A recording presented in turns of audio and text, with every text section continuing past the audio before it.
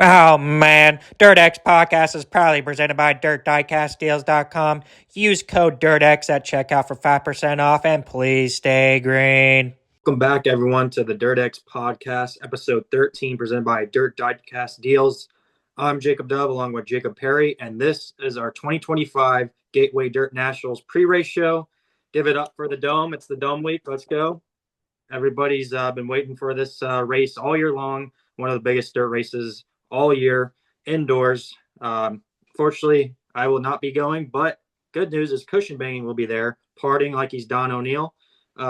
Obviously, you're stoked for it, but before we get into our Gateway Dirt Nationals material, we want to go ahead and get out of the way some of the recent news. We went ahead and skipped an episode so that way we could do our pre-race show for Gateway. And well, the Lucas schedule announced, and a lot of people are talking about it. I put out a thing on X talking about how many people were disappointed. You were talking about it as well. Just share your thoughts about this 2026 schedule as I pull it up. Yeah, so the issue I have with this, and don't get me wrong, I understand it and I support it and I get it. But if you're calling yourself the biggest touring series in the world, you got to tour, man. This isn't a touring series, and I get why. So before everybody jumps down my throats, I understand. Shit's expensive these days. When these owners and these teams want to unload, they want to race the same place for good amount of money to save cost. I get it. The downside to that is you're no longer touring. Like some of these local spots that they've been to years over years over years, that's the biggest race that track gets. So while we're sitting here begging support your local racetrack, how can we be forced to support it if these guys won't? Yeah, I know a lot of people were complaining about, it's basically the same old schedule that they've been going to. And, I can't really complain from my standpoint because obviously being down here in Florida, we get basically a whole month of racing to start off the year in February at Alltech and Ocala. So, I mean, I can't really complain from my personal point, but I can see where other people are coming from. And a lot of people who are, have a problem with this are people that aren't, have a track that they're coming to, right? Everybody wants to have a racetrack that's close by that they come and travel to. And that way they can save them time and money from a fan standpoint. Obviously, like you said, it makes sense for the drivers and saves money and all that. But I was just hoping there would be a little bit more diversity, maybe some few added tracks, kind of like the Outlaws are doing. A lot of people have talked about how the Outlaws is a more diverse schedule, and was hoping Lucas would kind of follow along. But really, I mean, going into next year, that's going to be a big topic between Lucas not really working with the Outlaws not really working with Lucas as far as racing on top of each other and all that. So yeah, it's definitely going to be interesting about these races next year and some of the key points with the West Virginia Motor Speedway getting that championship race back there for 100,000 to win, which is a pretty big deal. Well, no, don't get me wrong, there's a ton of money on this schedule, and that's great. I'm all for it.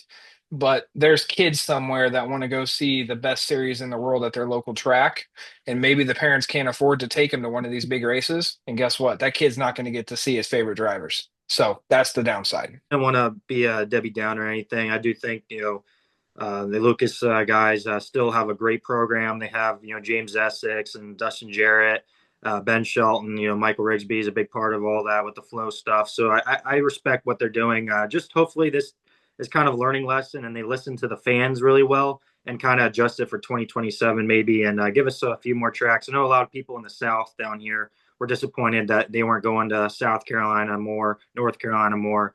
I know you're in Illinois, so I can't really say the same, but just going to a few places that, like Sonoya, where I was at a couple weeks ago, it put on a great show. And, they don't really get a track like that on the Lucas schedule. So it's kind of disappointing that aspect. Here's the other part about this that if you think that this is going to make drivers race less, you're out of your mind. Because these drivers, if they have an off week or something like that from Lucas, do you think they're sitting at home? No. They're in the truck. They're going to a Woo race. They're going to a Summer Nats race. They're going somewhere else. Racers race, period. And they're going to race as many times as a year in order to bring in as much revenue and track time as they possibly can. So I think Lucas is being duped here. I think they're being sold a bill of goods that's saying, hey, we want to race less. We want to race at the more often at the same track, but it's not. These drivers are going to go run shows elsewhere, and Lucas is cheaping themselves and are being sold wolf tickets by the drivers and the crew. Some other news recently was about Brandon Overton and the Longhorn Factory Team with Riggs Motorsports officially no longer being the Longhorn Factory Team starting, this coming weekend at the Dome. Brandon Overton will stick with Riggs Motorsports for 2026 and moving forward. Still going to be running Longhorn chassis for now. We'll see how that goes, but not a surprise. I know we've kind of talked behind the scenes. A lot of people were saying team wasn't really working together. Anthony Burrows, a top crew chief, in the late model scene, and he didn't work well with Overton and trying to get everything right on this car. Definitely a disappointing year for them.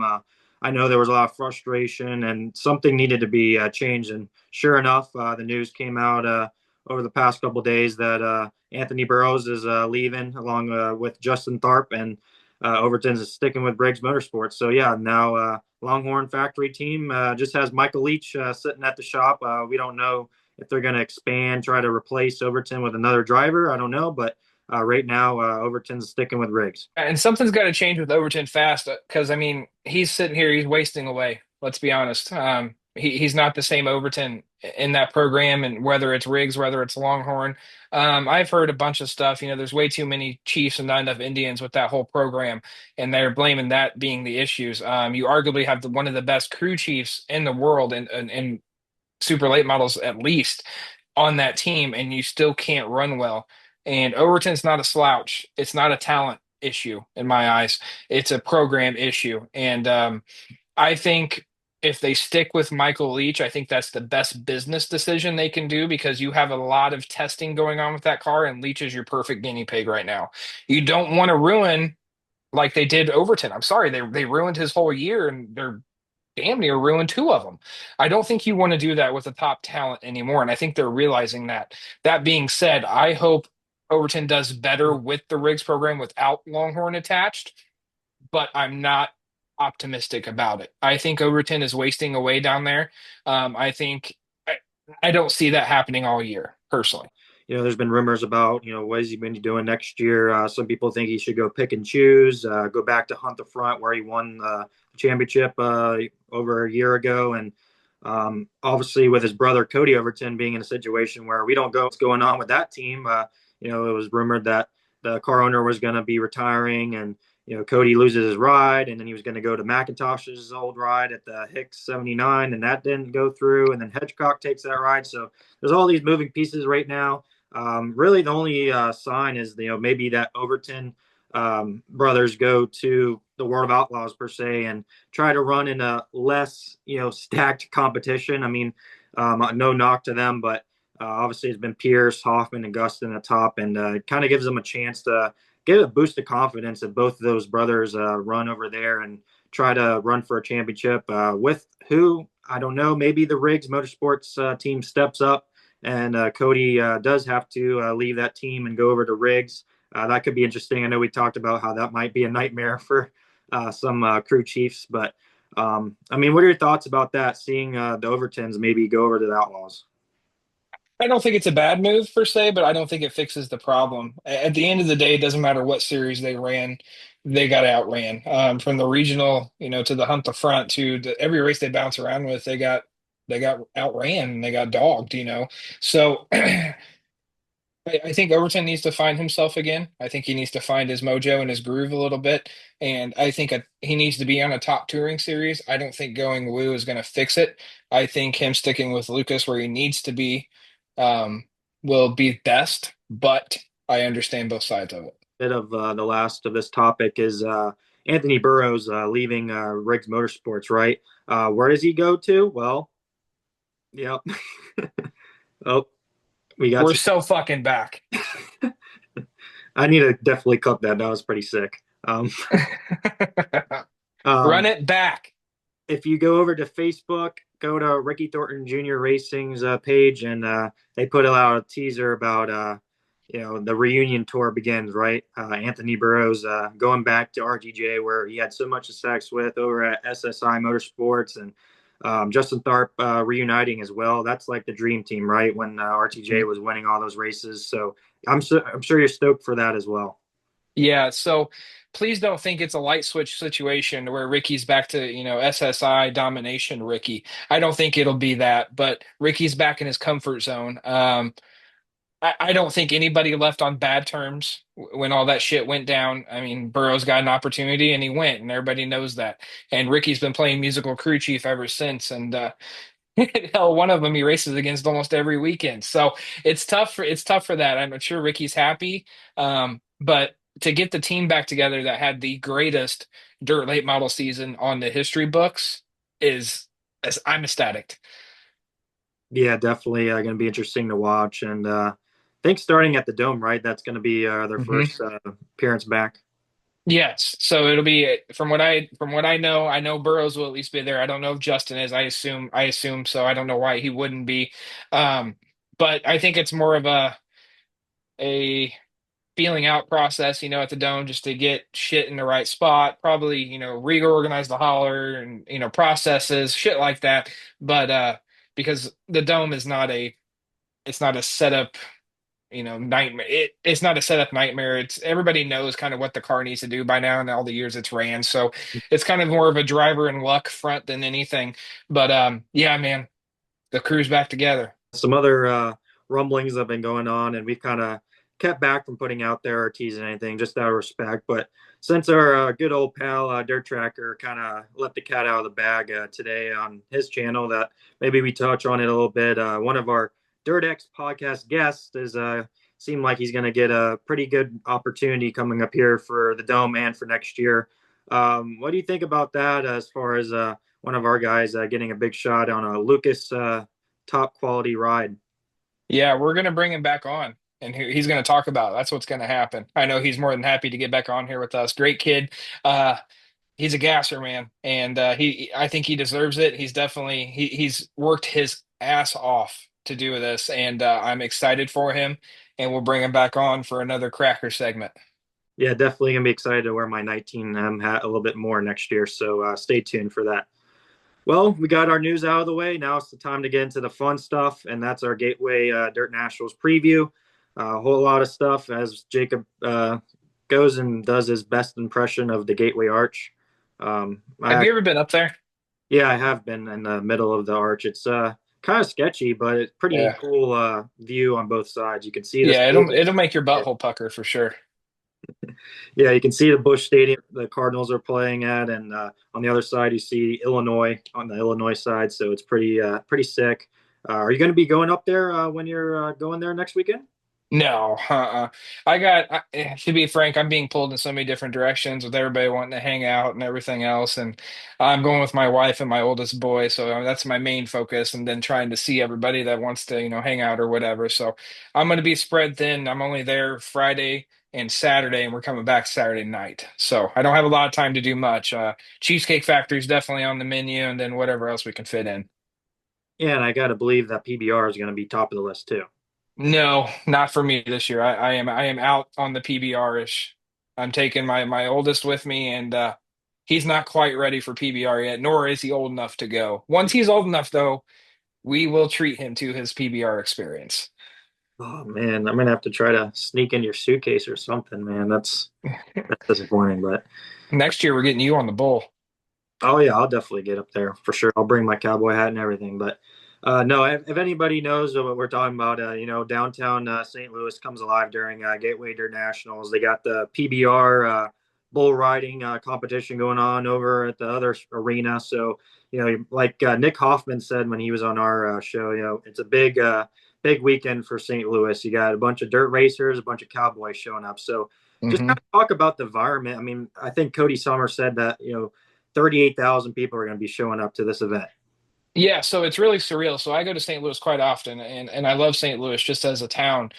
Huge Cardinals fan and everything down there. But for Dome Week, it's totally different. The town is overran by dirt racing rednecks, especially if you're staying close to the dome and your hotel room and everything else.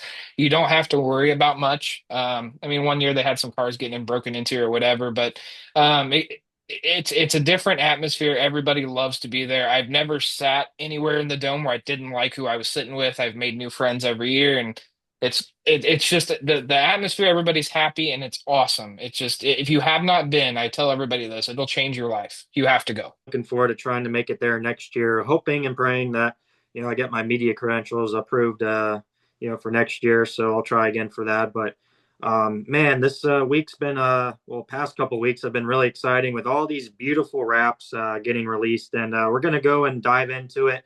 Both Jacob and I have done our rankings of, honorable mention and fifth through first on who we think the top five dirt wraps have been released so far. I know there's some drivers, some big names that still have to release theirs, and we might see some more even tonight after we record this and going into next week. But this is just based on what wraps are already out there and released. I know people might be like, oh, well, this driver just released theirs. Why didn't you put that one there? Well, like you said, this is already what's been Mhm. released there. So this is what we're going with. So I'm going to go first here and throw out my honorable mention here. And well, this car is I thought was pretty sweet, and this is my honorable mention for Jason Fager's Ken Schrader throwback, the Kodiak car, number 25, goes with his number. Cool green, white, and gold colors. It's just a clean, simple car. Unfortunately, I wasn't born yet back in the day to see this live in NASCAR, but I know a lot of the people who enjoy NASCAR, like this scheme and all that. So I had to throw it in there. Didn't make my top five, but definitely a clean car, and couldn't leave it off. So moving on to over to Jacob's first honorable mention, and I think a lot of our picks are going to be very similar here. So Honorable mention will be Jake Tim. Always has great looking cars, and he done just enough on this car to make it Christmas worthy, dome worthy, what have you. A good little switch up of staying true to what he does, and that's why I love it so well. yeah, definitely, I like the gorilla with the Santa hat. Definitely fits the gorilla mill. He has a name. It's Jerome. Yep, Jerome. Can't forget about. Yes.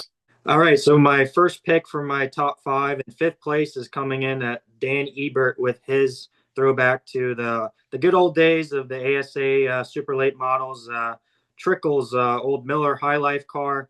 I'm a sucker for the gold Miller High Life scheme. I wasn't around for it, like I said, for these old NASCAR schemes, but I have to appreciate it because, even if it wasn't, NASCAR or the grassroots asphalt racing, it's got to be on the dirt showcased here. I got to give him props for switching his number from 60 to 99 just for that full trickle effect. So, yeah, beautiful car. I know this was another scheme last year that somebody did as well. So it's not really new, but every time I see this gold and Miller High Life car, I get, goosebumps thinking about, I got the old hat from Allison back in the day too. That when he rocked that back in the day in NASCAR. So definitely a beautiful car, and shout out to Dan Ebert for doing this.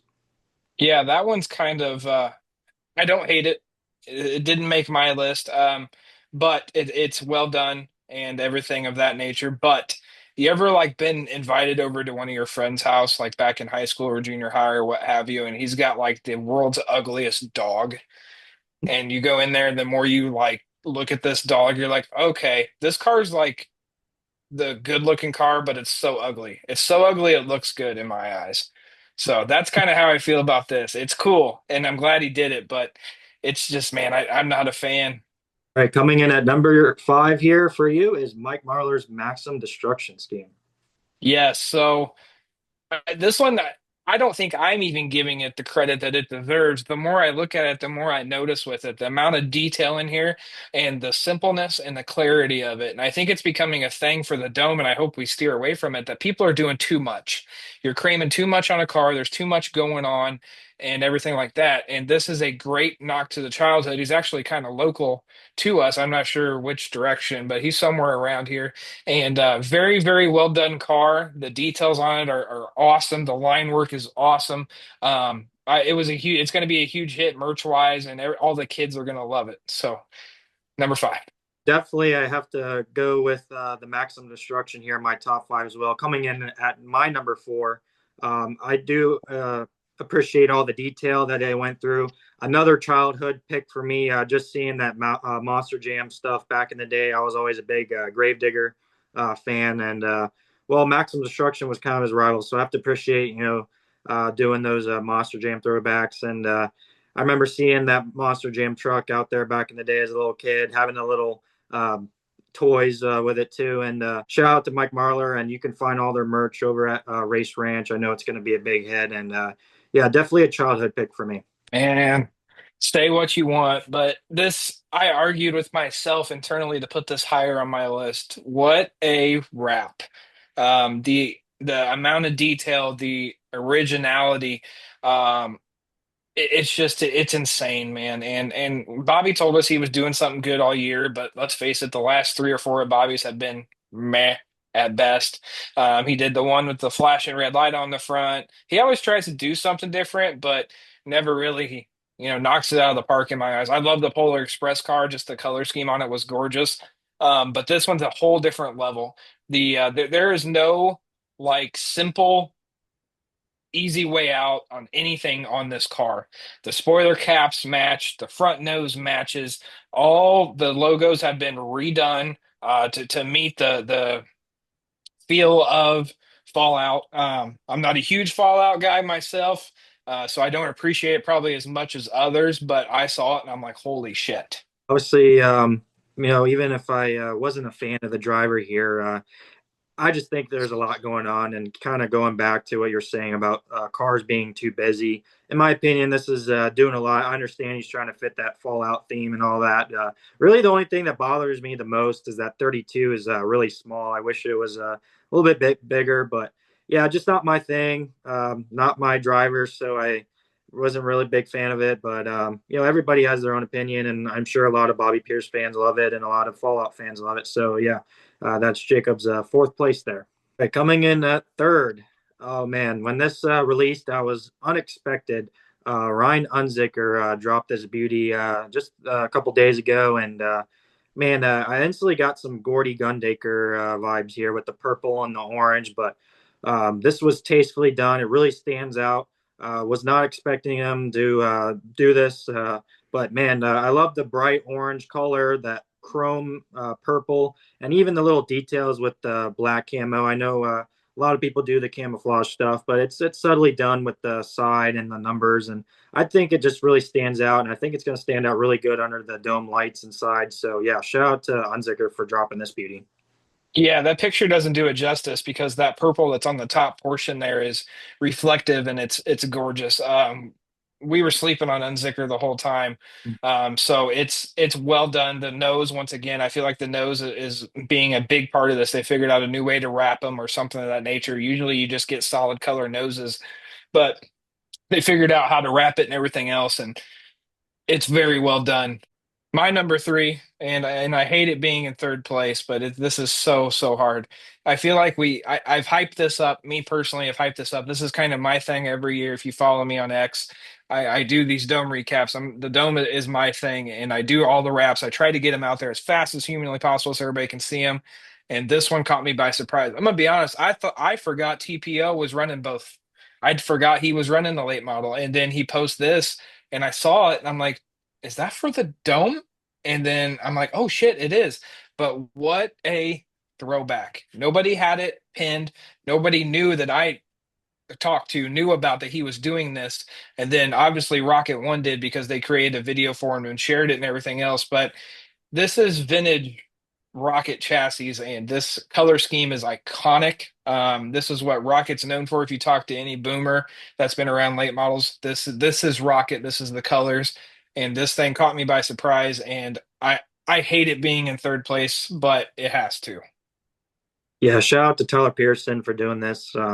With him being a number one car and being a rocket, it already lined up perfectly to do a rocket throwback, and they did it tastefully done, even adding his little bit of touch with the TPO on the side. But yeah, I hate it not being in my top five. I was borderline putting in there, but me personally, it does have a lot going on, but that's just the way it was back then, and I appreciate it.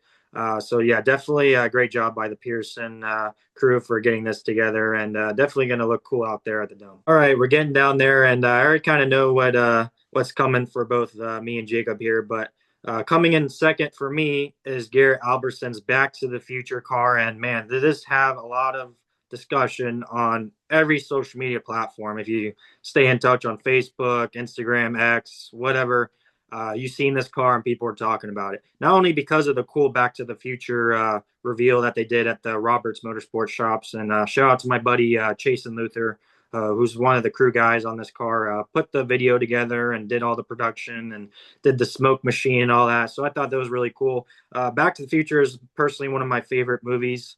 And I always enjoyed watching that. So seeing this is pretty cool. Not only does it have that, Back to the Future theme, but it's also that old school look. And I know a lot of people are talking about the body. I know you're probably going to bring it up, Jacob, about what's going on with that, with Cody Sommer and all that. But just an awesome looking car. I know this is one of my dad's favorite too. He was talking about how the Camaro IROC body is really cool and all that. So I know you got some thoughts about this too. Yeah, when he was teasing this and everything else, Back to the Future and the timer, counting down, I'm like, oh God, please do not do a Back to the Future movie wrap. It's already been done. And then I was not excited. I thought it would be a waste. And then this thing comes in with an uppercut in like the 12th round. And I'm like, holy shit. So not rumor, I can't say rumor, confirmed rumor. The crew called Cody and said, "Hey, I know this isn't in the rule book. I know it's against the rules. Can we run it?" He said, "Absolutely." What did he change? He changed the roof. It's an old Monte Carlo looking roof, vintage, kind of dirt late model. And then the nose on this is absolutely sweet. It's got the Camaro IROC nose. It's all, bunched up. It's not sleek like the rest of the late models. Um, really taking it back a notch. And this car is bar none my favorite, so I'll spoil my number one pick, but that is my number one car. The originality's there. It's simple, it's clean. He didn't do too much, and he thought completely outside of the box. Yeah, I wanted to bring up the nose there with the Camaro Oh my God, look at that. and just touch on, the crazy, the wedge style that, it used to be back in the day. And they even added some modern flair to it with that front piece sticking out above the left front there. So yeah, just hats off to the Roberts Motorsports crew, kind of putting this all together and giving a lot of the older fans some nostalgia. Top-notch job. Great job. Two, take me back.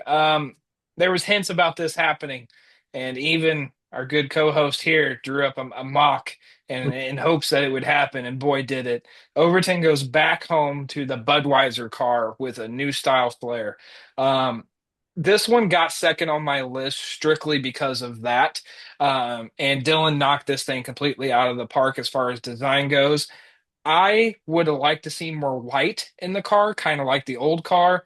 I know somebody else put that they would like to see, the 76 on the rear quarter and the Budweiser on the door. I don't disagree with that, but I am happy that Budweiser's back with Overton, and I'm happy that Overton brought Budweiser home to where it belongs in St. Louis, and it needed to happen, and it did, and they nailed it. Night I'll put this together and like you said, I put a concept design out there that hoping that Budweiser would come back on Overton's car for St. Louis. I mean, it's just perfect. It ties in with everything, with him having that partnership with Budweiser for many years and being in St. Louis, the home of Budweiser and Anheuser-Busch and all that. So, yeah, shout out to Brady for doing this and doing well. I did not expect to have a lot of blue in there as far as, the design goes, but it still was a really good job. And even the details with the Budweiser design that you look that has on the bottles and the cans, so shout out to Night Owl for doing this, and I can't wait to see those diecasts. I know you kind of got a sneak peek of that. Yeah, so those are going to be a hit, and I'm stoked for those as well. But yeah, a little sneak peek of those. They look good. The colors match and everything like that. Like I said, we kind of had a swap here for the first and second, but kind of a spoiler for my number one was the Budweiser scheme, and rightfully so. Just between Dale Jr. bringing it back for the super late model in the car store, it was a big hit. Anytime you put a beer sponsor on a car, it's going to do well. I think back to the good old days of NASCAR, right? Back in the 80s and 90s, they had beer sponsors, tobacco, cigarettes and all that, and it was always resonated with the fans. And it's just really good job marketing, right? This is going to sell a lot of T-shirts, going to sell diecasts, it's going to sell hats, whatever you think they're going to have it. And Yeah, I'm just excited to see how Overton does with this scheme in St. Louis, and now that he's not the Longhorn Factory Team, I don't think it's going to play out being on a small track like St. Louis, but still overall excited to see what he does. Yeah, absolutely. Ain't nobody gonna be mad that Overton's there. Let's face it, people pay to see these drivers, and I'm happy and thankful that they go because that didn't used to be the case. But yeah, I'm stoked to see it, and he's about to pull up my number one pick, which I already spoiled. That Albertson car is just another level in my eyes. Yeah, and I think going back to that video of Garrett, I think he kind of went out of his comfort zone doing the acting and all that. So as a person that tries to imitate these guys on TikTok and all that, I think he did a good job, going along with the whole theme. Yeah, I think we'll get plenty of material for your skits and my memes here after this weekend. So that concludes our top five rap schemes. Like I said, just our opinion. We want you guys to share down in the comments or on social media what your top five schemes are. I know more are going to be coming out. Stay tuned to some of the guys like Nick Hoffman, Devin Moran, some of the top guys, Jonathan Davenport, Hudson O'Neal, that haven't even dropped theirs yet. So stay tuned. I'm sure they're going to have some good ones up their sleeves. Yeah, it seems like all kind of the local boys are keeping theirs kind of wraps. Your Hoffman, your Gundakers, and I know the Gundakers got something in store. They always do. Touching that really quick before we jump into our picks and all that, the Gundaker family not involved with the track prep this year. Any thoughts with that? I feel like Cody Summers got it pretty, designed out these days. I mean, every year, I know Trevor said last year when he was on our pre-race show for After the Scales podcast that he was showing us the track, and every year it's slightly a little bit different, but they pretty much have it down pat now on the measurements and trying to adjust things so that way the cars aren't flying through the fence out of the racetrack. Yeah, I haven't heard any details onto why. I know KG's health has kind of been shaky at best, and but I will, and I praise on them every year, the Gundaker fence crew and what Tammy does with with redoing the fence and everything else. It is a well-oiled machine. I hope that continues because nobody wants to wait an hour for the fence to get redone when somebody knocks it down. And I felt like they had the panels and the sticks ready, and it was back up in no time. If I were a betting man, I would imagine it was a mutual thing, just because KG's health and everything of that, and it's grown kind of outside of what the body limitations can do for everybody. So I don't think there's any ill will there. At least I hope there's not, because they've done a lot for this race over the years, and they were the main brains behind track prep and everything like that. Cody kind of took the reins on that last year, but I don't know truthfully, but I hope it's the case of a mutual handshake thing and everybody goes their separate ways.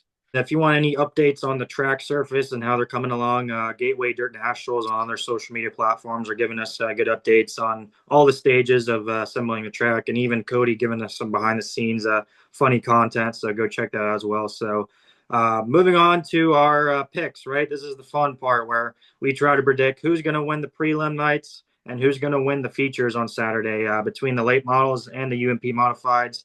Man, it's a stacked list, and we're going to bring them up here. But starting out with the late models, huge amount of guys showing up from all around the country, and it's really hard to narrow it down to one guy per night. But we're going to have the favorites. We're going to have the guys that have success in the past, and man, just looking at the prelim night list here, I mean, Thursday's just absolutely stacked, and it's hard to pick just one guy, but I'm going to go off here on Thursday, and I'm going with Nick Hoffman to get it done. And I know there's probably haters out there that are going to come on here and on the comments say, oh, Jacob's such a Nick Hoffman fanboy. Well, put this aside. Yes, I'm a fan of Nick, but I think he's just really good here. He's won the prelims before. He's probably going to win again.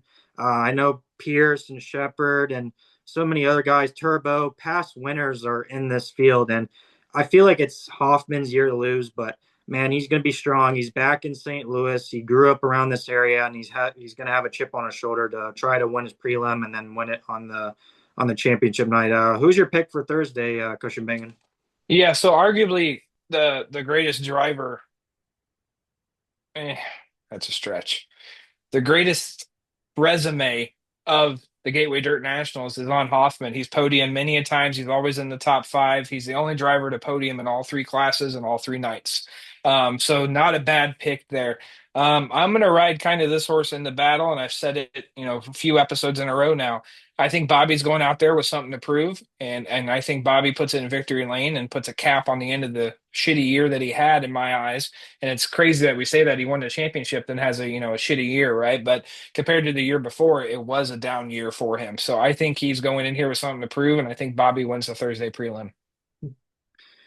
Yeah, no comment from me on that end. But moving on to Friday, um, I mean, this is as a driver, if I wanted to be running with 132 expected entries, and I'm one of them, I want to run on Friday, just so that way you have a little bit more time between Friday and Saturday to get in a rhythm. Maybe Thursday night you run, and then you take a break and go Friday and party too hard, and then Saturday you wake up hungover and you're trying to get through the whole, event and all that. So for me personally, I would want to run on Friday, and that's why RTJ is going to be running his late model on Friday, and I think he's going to get it done.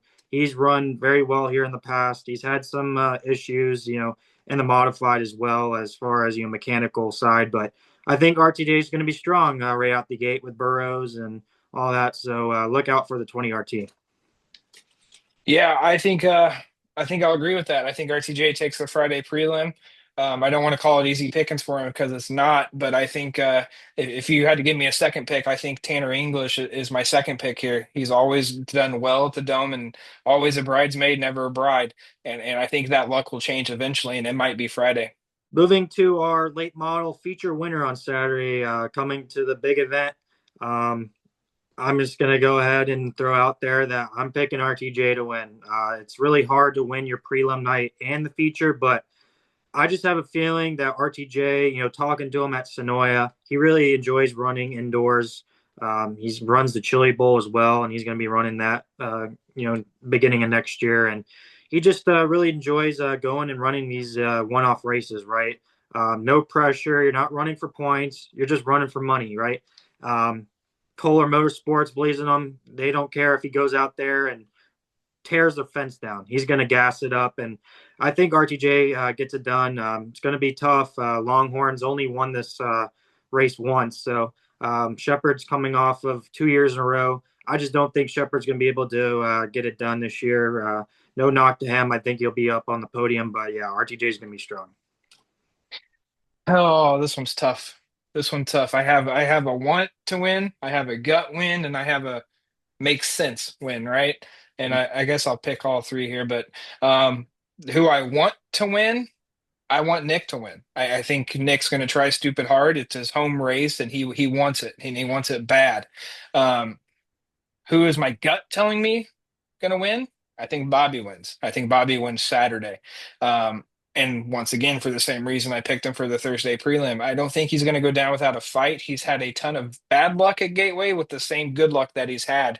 But I do think there is a glimmer of hope. We have a first three-time back-to-back-to-back winner in Shepard. I think he's got the place figured out. I think he's got the car where he wants it. And I think it's definitely a possibility. But overall, I think Bobby puts it to him. Yeah, and if you really look at the list, not guys have won this race. I mean, Scott won it the first time out.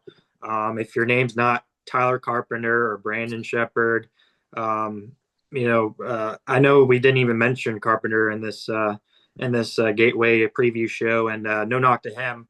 But like we say, Carpenter's come out for Gateway, right?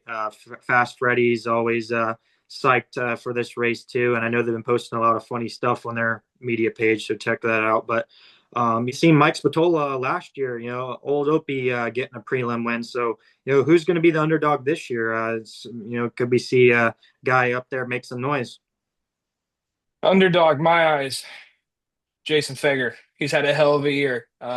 He does well in the bull rings. Man, I could go on here. I'm going to try and pick out a few. A real, true Midwest bull ring guy, two of them. Mike Harrison, Ryan Unzicker. Unzicker has this is his forte. These little tracks like this, he does well. Peoria, he does well. Macon, he does well. Same kind of with same way with Fager. Um, I think you got to keep your eyes on him. He's going to break out one of these years and he's going to steal one of these. And I hope it's this year. I hope it's every year. But I think your Midwest bull ring guys cannot be slept on. And Harrison, he's had some health issues and everything like that. But at the end of the day, he's a gasser. He's a bull ring king, and he's got to find it somehow.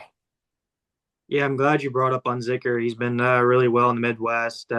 Running good at Fairbury and those Illinois bull rings. So the Illinois guys usually shine here. So I'm glad you brought up Unzicker. I mean, I think over with Bob Gardner, as long as he keeps the car forward, doesn't go Hmm. back, I think he might be a good underdog contender. Maybe a guy like Devin Morgan.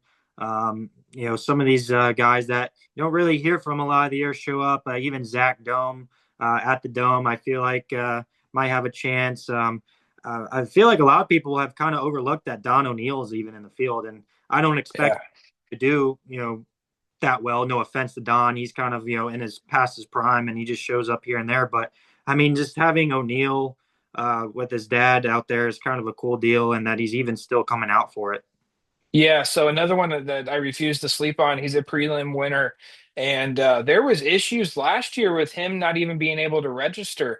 And then we went to a selection more or less for late models, and I didn't think we'd ever get to this point, but it needed to be done, especially after the catastrophe of the C mains and B mains last year. Is half these guys that had no business out there with these other cars.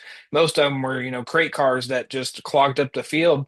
But they made an exception. Moose is a prelim winner of this race. He does awesome at these bull rings too. He's another Illinois bull ring guy. I know I'm riding this horse into battle till it dies, but he's proved it and he can be one too. Let's talk about maybe some first timers here. I could be wrong, but I believe this is the first dome for Bam Bam. Brock Pinker is making the long trek down, Mhm. and I don't know if he's ever raced on something like this before. But I'm excited that he went and he gets to experience it. But yeah, Don O'Neill being in there too, the guy can get it done. He's a bull ring guy at heart. He's not Illinois, he's Indiana. But man, I remember watching him grow up and he can wheel it too. So I'm more excited to see some of these first timers. Keep breaking about the Illinois bull rings, but I mean, we have to go back to the guy who won the PDC, the Prairie Dirt Classic at Fairbury earlier in there, and that's Brian Shirley, right? Another Illinois guy. I can't sleep on him. I know Shirley has a pretty cool scheme with the Evil Knievel. I know Freddie Carpenter's done it in the past, but he's got a interesting ride over there running for Todd Brennan. Not his usual Colin racing ride. So might be interesting to see how Shirley does in a car that's not usually his. Yeah, absolutely. I'm sure there's some. He was testing. I think they were at Coles County or something, testing him and a few other guys I saw. Other first timers. Kyle Moore's coming. Another, part. I think he's still part of the Schlink crew. Him and Carter and oh, the other one, he won a prelim too. Darn it, that's going to evade me. But they cut their teeth on bull rings. This is Rusty Schlink territory. He hasn't had the luck. There's so many cars in that field that can win this fucking race. It's astonishing to me.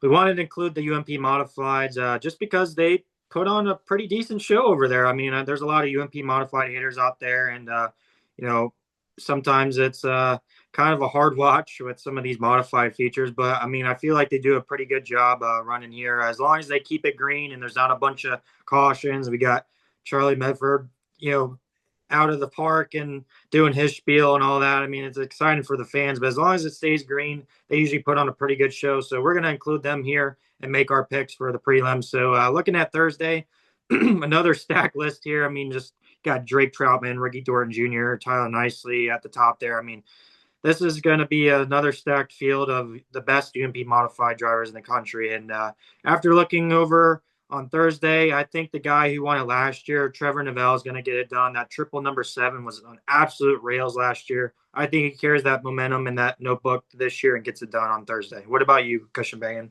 All right, first and foremost, mod guy till I die. Period. End of discussion. I think you're wrong, and I'm going to tell you why you're wrong. There was a big offseason change with Trevor. He went from elite to lethal, and has been struggling ever since. So I don't know what car he's going to be in for Thursday. I don't think it's the same car that he had, though. Um, I'm going to go. I'm not going to take the low hanging fruit. The two low hanging fruits are both at the top. That's your two best cars. No Mm-hmm. secret, right? I'm going to scroll down. Go scroll down, scroll down. Oh, there he is. the hottest free agent in dirt racing, folks. Dallin Murdy in a Timmy Current ride. He knows mods. He knows bull rings. This is in Iowa. I get it. First time here. I get it. I think Dallin Murdy shocks the world. Are you taking him because he went on our podcast, CushnBangn? Maybe. No, Mind your business.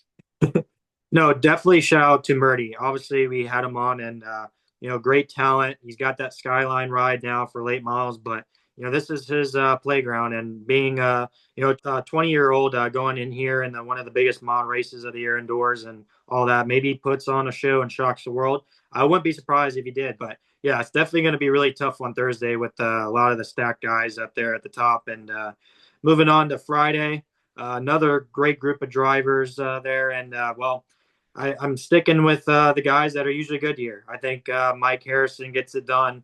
He's really good here. And what do you think for Friday, CushnBangn?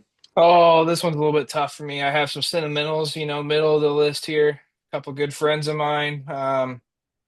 Boy, this one was hard for me. I am gonna go, and you're not wrong with Harrison. First and foremost, you're not wrong. I think TPO comes back. I think we see TPO back on the stage with the confetti and the fire again.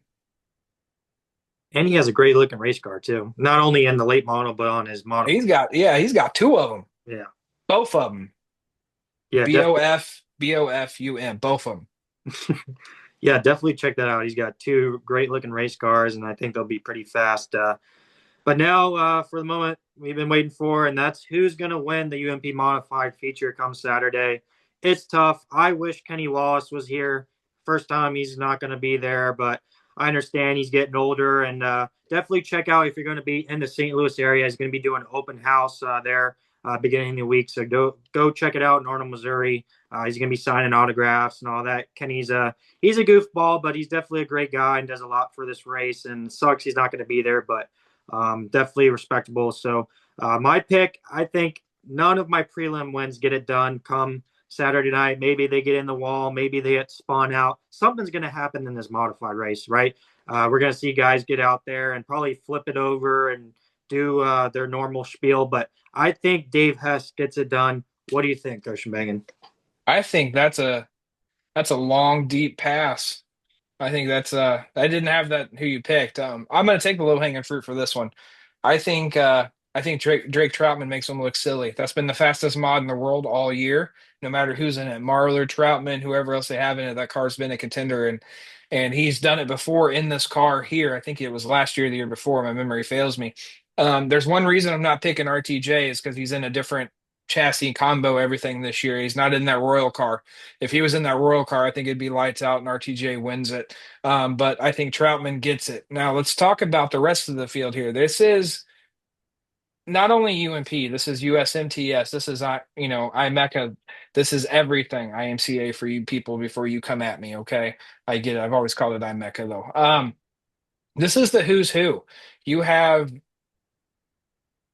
Troutman, Thornton, nicely.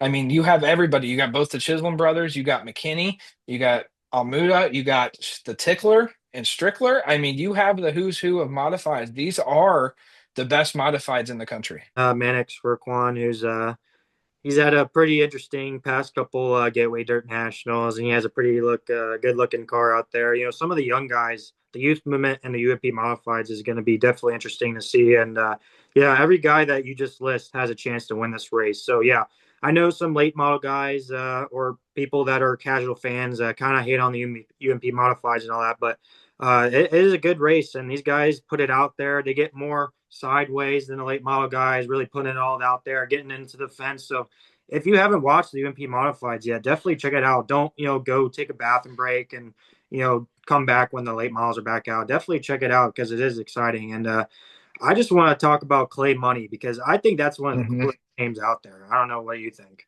Yeah, I didn't know who Clay Money was until the Dome, and he's been there every year since, and he's ran very well. And let's not stray away from the fact that they have the best possible announcer. So I don't, oh, his name's going to evade me, but I know the voice, and the best feeling in the world is after the late model crowd, gets done, the fire, the confetti, and everything else. You hear this guy grab a microphone and say, "All right, who's ready for a nightcap?" And that fires you right back up, and then these guys come out. But I don't want to sleep on, possibly the most sleeper pick here, and one of my great friends is Mr. Hammer. He's made the show almost every time he's went in the late model against the best in the world, and he hasn't done the mod here too much, but he's always taken the late model and done well this year, pulling double duty, and I think he's going to be one to watch. Yeah, and I don't want to really spoil it, but we might have some cool news releasing on our Dirt X podcast page on X. So definitely check that out coming soon. We've had some stuff going on behind the scenes, so it's going to be exciting. So yeah, stay tuned for that. And yeah, it's definitely going to be really exciting for this year's Dome. I think it's going to be the biggest one ever as far as viewers and new people Mhm. watching. I think that there's the sport of dirt late models and modifies and dirt racing in general has grown a lot. So yeah, it doesn't surprise me that there's going to be a lot of people showing up for the first time. And I know I'm going to have FOMO watching at home, but I know CushnBangn, you're going to be there. So why don't we kind of conclude this pre-race episode, kind of asking you. What are you looking forward the most for this 2025 Gateway Dirt Nationals? Is it going to be the storylines? Is it going to be the drama? Is it going to be the racing? Is it going to be the crazy battles? Like, what do you think is going to be the biggest storyline coming out of all this? Storylines out. I don't think any storyline follows you in the gateway. I think this is a exhibition for the end of the year. And the debate's still out. Is it a crown jewel? Yes, it's a crown jewel. It's just not associated with any other ones. Okay. Get over it. It is what it is. People, haters will say it's not a crown jewel. The truth of the matter is, it is. It's paying 70 grand. The field's being paid. Everybody is coming there for the reason for that. If it wasn't a crown jewel, people wouldn't come, plain and simple, fans or drivers. So get over it. It is. Um, but I don't think any storylines follow you in the gateway. I know we kind of hit on that last week with the Overton and the Bobby thing. I think that's out the window. The storylines develop within gateway. You had Carpenter versus Gundaker. You had Fager versus Hocevar. You have Fager versus somebody else that I can't remember, but those develop within the dome and within the race. This is a race of very little miscalculations can cost not only you, but somebody else the race and a whole weekend as well. You see, I mean, I was talking about it with my oldest earlier. You see Hudson O'Neal in here, and he's had nothing but bad luck going into the dome, but yet he keeps coming back. So that should tell you something. I mean, there was last year he hopped into Boom's last year, 2 years ago, hopped into Boom Bear's car, first corner hot laps. I mean, completely junks this car. Just completely wads the thing up, and his weekend was over. Then he gets into it with Carpenter the year before.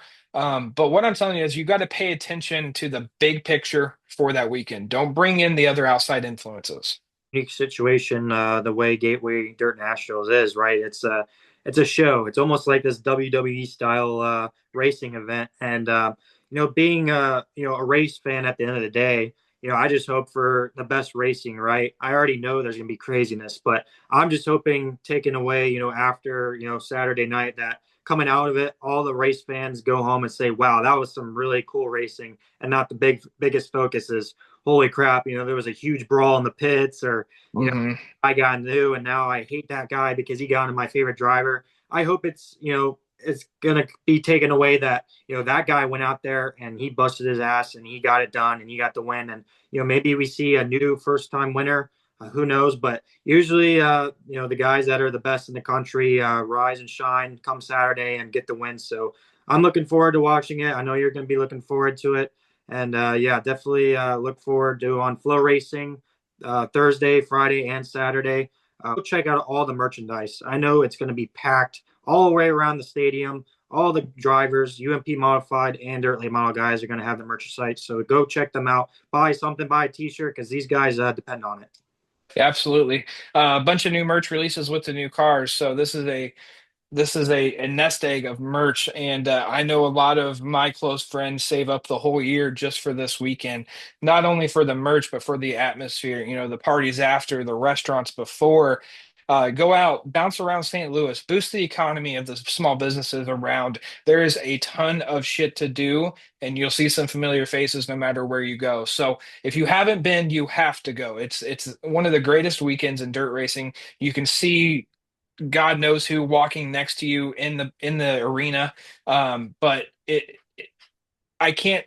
put it into words what this is if you haven't been. Once you've been, you'll know exactly what I'm talking about. Hashtag Dirt in December. Tune in, folks. We really appreciate you joining in for our Dirt X podcast pre-race show coming up this week. I know a lot of people have looked forward to it, and I know we are too. So we appreciate all the support. I know we're currently getting closer and closer to 100 subscribers. I really do appreciate everybody who does like and subscribe. I know CushnBangn really enjoys all the people who chime in on our post on X. So continue to give us updates on whose wraps are dropping and all that. And hope you enjoyed our rankings. And like I said, feel free to join us and comment below who you thought who has the best wrap and all that. I know a lot of guys put a lot of time and effort. So definitely go support the drivers, go support this event. Shout out to everybody who makes it happen. And yeah, We'll see you after. I'm sure we'll have a dome recap, and we got some other surprises for you as well. So thanks for checking it out. And if you see me, say hi. thank you guys for tuning in to today's episode, and we'll see you guys in the next one.